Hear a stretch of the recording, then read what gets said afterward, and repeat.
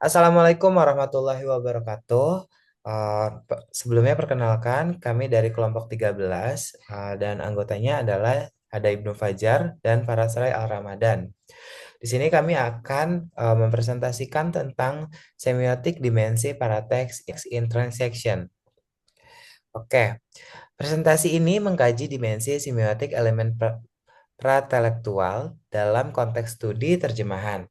Kita akan menjelajahi bagaimana parateks berfungsi sebagai jembatan semiotik yang menghubungkan budaya, sumber, dan target. Membentuk interpretasi pembaca dan penerima budaya karya terjemahan. Pengantar praktek dalam terjemah. Definisi praktek. Praktek adalah materi perlengkap yang mengelilingi dan memperluas teks inti seperti prakarsa, catatan kaki, sampul, judul, dan ilustrasi. Fungsi semiotik. Praktek berfungsi sebagai ambang semiotik ruang liminal dan di mana makna dinegosiasikan antara teks dan pembaca penulis dan audiens serta budaya sumber dan target. Oke, kerangka Next. teoretis. Satu, teoretis parateks Genet. Mendefinisikan parateks sebagai ambang atau serambi yang menawarkan pembaca kemungkinan untuk masuk atau berbalik.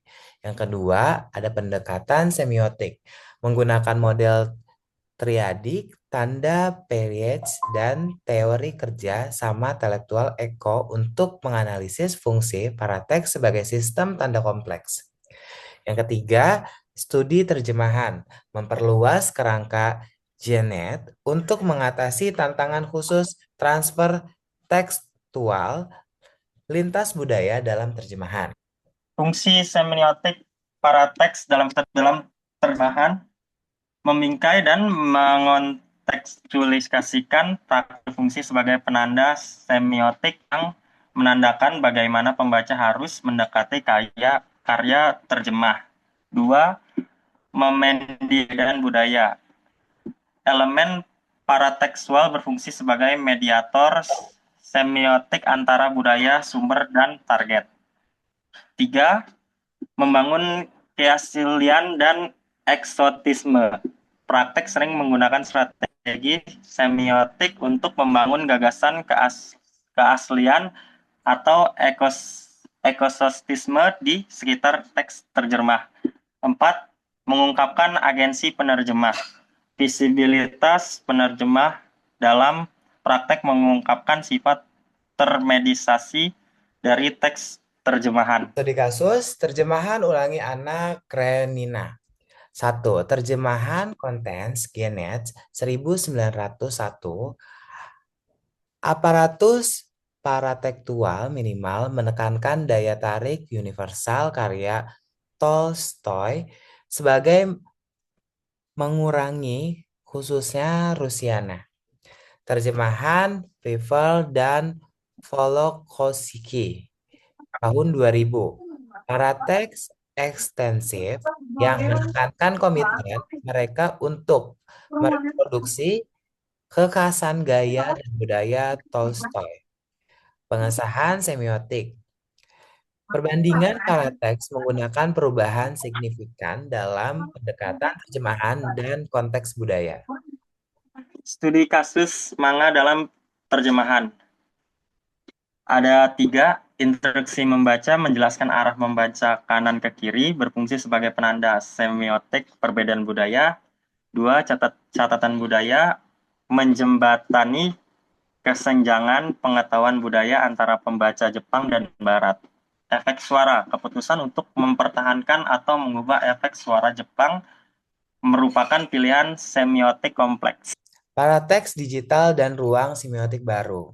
Catatan terhubung menciptakan lapisan mediasi paratekstual yang terjadi selama proses membaca itu sendiri.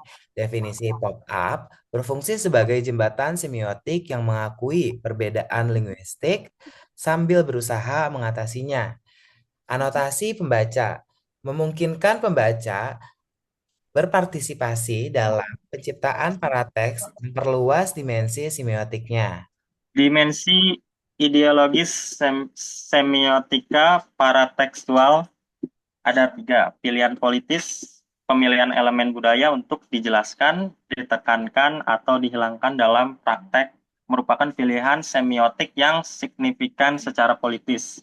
Dua, pengaruh komersial. Strategi permasalahan memposisikan karya terjemahan dalam kategori yang dikai audience target.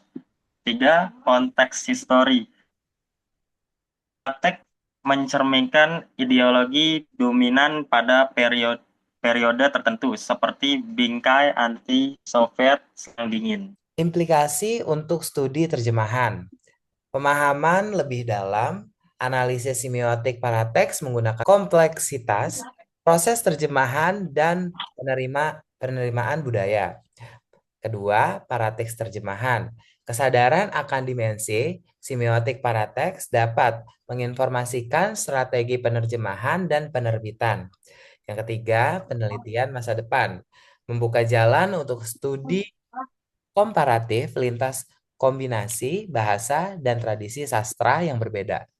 Kesimpulan, satu sistem semiotik kompleks, para teks dalam terjemah merupakan sistem semiotik kompleks yang memediasi antara bahasa, budaya, dan pembaca. Dua, konstruksi makna aktif. Elemen ambang ini tidak hanya mengelilingi teks terjemah, tetapi secara aktif berpartisipasi dalam membangun maknanya. Tiga, refleksi kekuatan budaya, analisis semiotik mengungkapkan bagaimana praktek mencerminkan kekuatan komersial, ideologis, dan budaya yang membentuk praktik terjemahan. Sekian presentasi dari kelompok 13. Saya Ibnu Fajar dan rekan saya Farah Ramadan. Uh, Menutup presentasi ini, kurang lebihnya kami mohon maaf. Terima kasih. Wassalamualaikum warahmatullahi wabarakatuh.